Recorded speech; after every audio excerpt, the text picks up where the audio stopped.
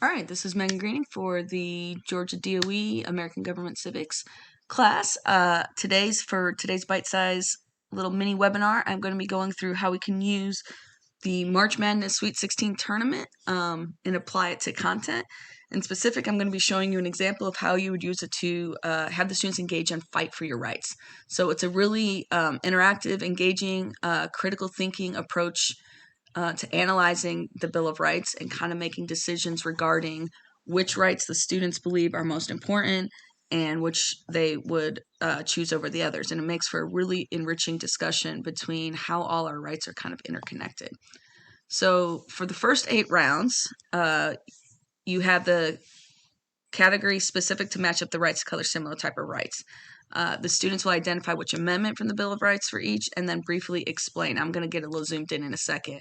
So they will take which one they have, they'll explain which amendment it is, briefly explain the right, then they'll discuss and debate which one they believe is more important, provide a winner and a justification.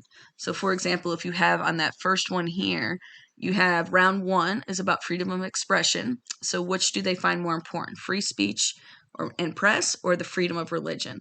So the students would then both identify that it is both of them are Amendment 1 and then just give a maybe 1-sentence explanation of it.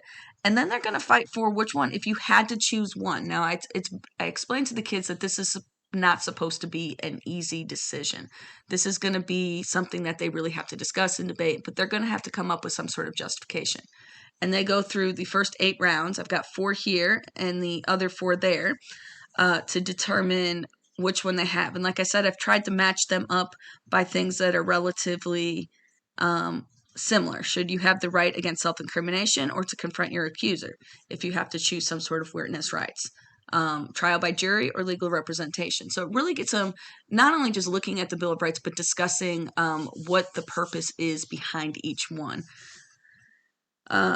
Due process of law, civil, cruel and unusual punishment. Some of these don't match up perfectly. Speedy trial versus double jeopardy. I kind of categorize that as how quickly and expeditious and determinate are your proceedings. Like, do we sit there and worry forever about being tried or about whether or not I'm going to be tried again?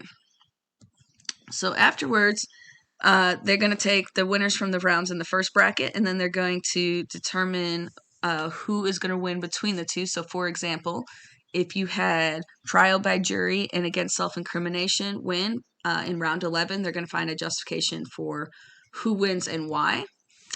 And then finally, a final winner in round 13. So, and then I have the students write a final reflection on their experience of making the decision. Was it easy? Was it hard? Was the overall winner what you expected? How did you make your final decisions? And whether or not these rights can be practiced independently. So it's a lot of fun for the kids, and it really gets them engaged in the content. All right, thank you.